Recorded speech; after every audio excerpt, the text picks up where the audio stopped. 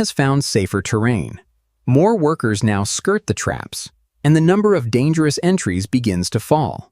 From inside 500 ants, one living plant armed with spring-loaded traps. Can the colony cross this deadly green battlefield and survive? This is not a monster from science fiction. It is Dionea muscipula, the Venus flytrap, one of nature's fastest botanical predators. Each trap is made from 2 modified leaf lobes, lined with sensitive trigger hairs that act like biological motion detectors.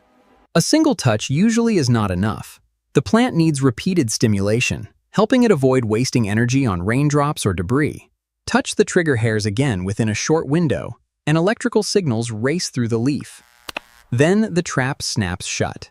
In favorable conditions, closure can happen in a fraction of a second, fast enough to imprison many crawling insects before they can escape. Our challenge places 500 ants beside a patch of active traps. Their goal is simple: cross the plant zone and reach food beyond it. No giant insects, no magical plants, just normal ant behavior, real flytrap mechanics, and one brutal question.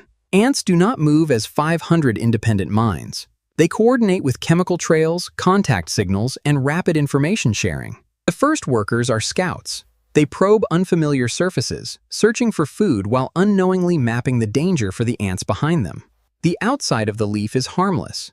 The danger begins only when an ant enters the inner trap and contacts the sensitive hairs. One scout crosses the rim. Its feet touch the inner surface.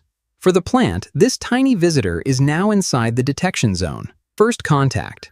The trap stays open. That delay is crucial. It gives very small prey a brief chance to keep moving. Second contact. The lobes snap inward. But the first closure is not always airtight. The interlocking cilia form a temporary cage. Because these ants are small, one worker slips through the gaps. Against a Venus flytrap, body size can decide life or death. The survivor keeps moving, leaving chemical information behind. Soon, more workers follow, but not all choose the exact same path. Another ant is less fortunate. Repeated movement inside the trap creates more signals, telling the plant that living prey is struggling. Continued stimulation can make the trap seal more tightly.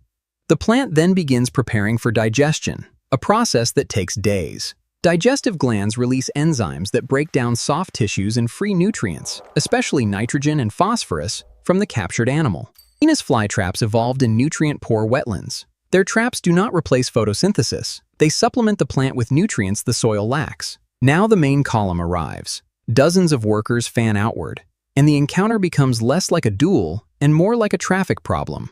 Some ants take the safe route around the leaves. Others follow the shortest chemical trail straight across the most dangerous surface. Multiple ants inside one trap create rapid repeated stimulation. The plant responds instantly, closing before all 3 workers can retreat. One worker squeezes free through the cilia. 2 remain trapped. Small prey can escape early, but crowding makes that escape much harder. As the colony advances, more traps fire. Each closure removes one active danger from the battlefield, but may also capture several ants. A closed trap cannot immediately catch another ant. That creates a strange advantage. Every triggered trap can become a temporary safe bridge. Workers begin crossing over closed traps instead of entering open ones. The plant's own defensive action is accidentally reshaping the ant's route. The flytrap is selective because every closure costs energy. False alarms are expensive, so the plant benefits from confirming that prey is alive. Living prey keeps touching the sensitive surfaces. Those repeated signals strengthen the plant's response and help trigger the digestive phase. At the halfway point, the colony is no longer following one trail. It has split into multiple routes, reducing the risk of mass capture. Ant traffic is flexible. When one path becomes difficult, successful routes can gain more pheromone and attract increasing numbers of workers. Some workers never touch the trigger hairs at all. They use the rim like a narrow bridge, bypassing the trap's sensory zone. But one bad step is enough. A slipping ant brushes 2 hairs, and the trap converts a tiny mistake into a sudden ambush. Again, the ant's small size matters. Before the leaf seals, it pushes through a gap and escapes the temporary cage. For larger prey, those gaps are much less useful.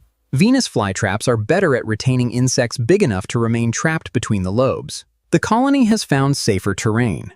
More workers now skirt the traps, and the number of dangerous entries begins to fall. From inside the trap, the ants seem almost within reach. But a Venus flytrap cannot chase prey. It can only wait for contact. That is the plant's limitation. Its weapon is fast, but its strategy is passive.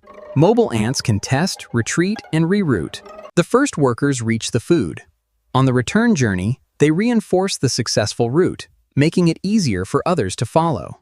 Now recruitment changes the battle. The safest route becomes the busiest route, while the most dangerous traps receive less traffic. Crowding creates new risks. A cluster of workers spills over the rim, delivering the rapid mechanical stimulation the plant has been waiting for. Trap fires. Some workers bounce clear, others are enclosed. The Venus flytrap scores one of its biggest captures of the challenge. Nearby ants scatter from the sudden movement, but the disruption is temporary. Within moments, organized traffic resumes around the closed leaf. Not every closed trap is in the same state. Some have just snapped. Others are tightening, while previously activated traps remain unavailable. As more traps become occupied, the danger actually decreases. The plant has limited capture capacity at any one moment. Each trap belongs to a leaf, and each closure demands resources. A Venus flytrap cannot snap endlessly without biological cost. If a trap closes without capturing suitable prey, it may reopen later. But that reset takes far longer than an ant needs to cross. That timing difference is decisive. Ant traffic changes in seconds and minutes. Flytrap recovery operates on a much slower schedule. More workers reach the reward. They feed, exchange liquid food, and return, strengthening the chemical highway through the least dangerous route. This is collective problem solving without a leader. Local decisions and pheromone feedback allow the colony to favor routes that work. Individual ants still make costly mistakes. A late explorer leaves the safe trail, enters an untouched trap, and triggers another capture. But the colony-level outcome is becoming clear. Most workers are now on the far side, while only a minority encountered the traps directly. In a realistic simulation, the exact number would vary with ant size, trap condition, temperature, humidity, and the layout of the plants. Those variables matter because flytrap speed, prey escape probability, and ant behavior all change with size and environmental conditions. So can 500 ants survive a Venus flytrap? Most of them probably can, especially if they are small and able to root around it. The plant can capture individuals, but one Venus flytrap is not designed to eliminate an entire colony of hundreds of mobile workers. The ants win through numbers, mobility, and collective routing. The flytrap wins only when an individual crosses the wrong few millimeters. And that is what makes this encounter fascinating. Neither side is truly attacking. Each is simply following an evolutionary strategy that works. A touch becomes an electrical signal. A signal becomes a trap. An escape becomes a trail. And a trail can redirect an entire colony. Final verdict. The Venus flytrap takes a few prisoners, but the colony survives. In this battle, teamwork beats the living trap.